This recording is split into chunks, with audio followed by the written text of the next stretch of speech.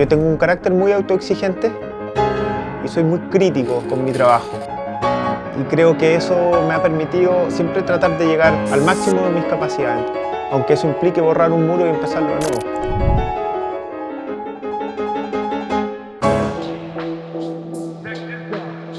Yo creo que para entender quién soy, siempre vuelvo a mis recuerdos, a mi yo niño. Si algo he podido conservar hasta hoy, es mi niño interno.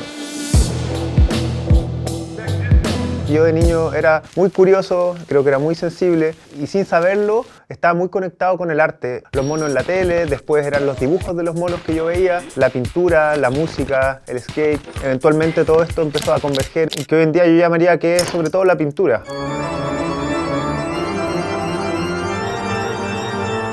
Me empecé a interesar particularmente por la pintura al óleo, probablemente súper influenciado por mi abuela, que mi abuela pintó gran parte de su vida y yo cuando iba a la casa de mi abuela veía los cuadros que estaban en proceso y los veía avanzar. De hecho, a veces veo filmaciones de cuando era chico.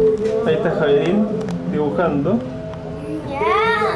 Me emociona harto porque digo, he sido consistente y ese niño sigue aquí presente y tiene ahora otro tipo de responsabilidades, como lo es, por ejemplo, el desafío de pintar un edificio y hacerlo con un estilo realista, que muchas veces cuando yo estoy enfrentado a eso, creo que es imposible. Luego me veo finiquitando el proyecto y me doy cuenta de lo que era capaz. Yo tuve una escuela que tuvo dos aristas. Por un lado fue la pintura tradicional, pero también aprendí mucho mirando graffiti. Como a los 13, 14 años, a través del skate se me abrió un poco el mundo y yo conocí el hip hop y ahí conocí el graffiti y en paralelo yo ya estaba estudiando pintura al óleo. Después de mucho tiempo yo pude empezar a vivir de la venta de mis cuadros, que fue un gran logro para mí. Pero finalmente en ese punto sentí que no podía hacer solo eso y ahí es cuando me decidí a abrir mi trabajo al espacio público, buscando eso, aportar a la sociedad y esa sensación creo que me hace sentir parte de algo más grande. La verdad es que la primera vez que yo hice una mujer de espalda con trenza fue con el deseo de copiar otra pintura de un pintor que a mí me gusta mucho, se llama Andrew Wyeth, y me gustó mucho una de sus pinturas y quise hacer mi propia versión. Y cuando la hice me sentí súper cómodo con el lenguaje, era capaz finalmente de transmitir cierta tensión psicológica a través de una pintura que tampoco dice mucho y esa como aura misteriosa creo que se acomodó bastante a mi forma de ver las cosas. Acá están muchas de las fuentes de inspiración para algunas de mis pinturas. Por ejemplo, este es una blusa, supuestamente es de la época guardiana, es del 1910 más o menos.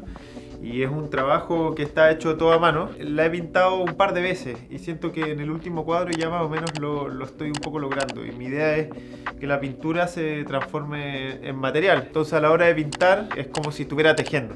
Yo nunca me he presentado, por ejemplo, como artista y siempre me he presentado en esa línea como un pintor. Pero sí hay un momento donde yo sentí que lo que yo estaba haciendo era arte. Ahora te quiero ver, chico.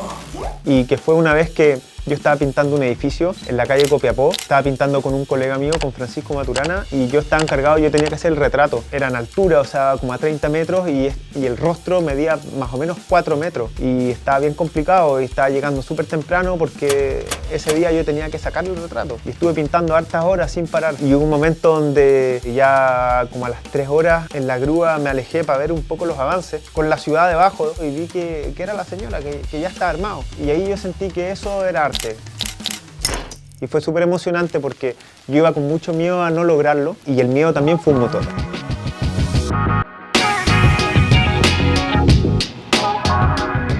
Yo creo que mi obra funciona en el espacio público porque la gente la entiende, se pueden vincular y pueden conectar. Yo he visto muchas veces niños conectando con mi trabajo, gente mayor, gente de mi edad, y yo he visto que la gente ve recuerdos, se ven a ellos mismos también. Incluso otro tipo de historias que pasan a ser un poco más místicas, como alguien que perdió a alguien y que se encontró este mural y que cada vez que lo veía sentía que era esa persona. Entonces, finalmente un mural pasaba a ser como una presencia y era una conexión con el más allá. Y ahí es donde yo digo, el arte también es mágico y puede cumplir más funciones que solamente embellecer la ciudad. Yo a las nuevas generaciones les diría que se unan y que aprendan de sus colegas y que se junten con gente que sienta lo mismo y que se junten a pintar y que no pierdan ese foco y que se concentren lo máximo posible, porque yo creo que ese es un sueño que tenemos algunos que cuando uno lo posterga ese sueño viene después a vengarse. Como pintor es súper importante en términos de carácter la determinación, y en mi caso la determinación viene alimentada por la fe, porque uno tiene que tener fe de que la intuición que te está guiando está correcta. En mi caso es una voz que me va diciendo por aquí sí, por aquí no, y es como una conversación que yo tengo conmigo mismo, y esa voz se ha ido fortaleciendo con la práctica. Yo aspiro a tener una vida tranquila junto a mi familia, seguir pintando, hacer retratos de la gente que me rodea y seguir craneando proyectos de muralismo que sean un aporte para la sociedad y que finalmente ayuden a democratizar la experiencia artística en diferentes lugares de Chile.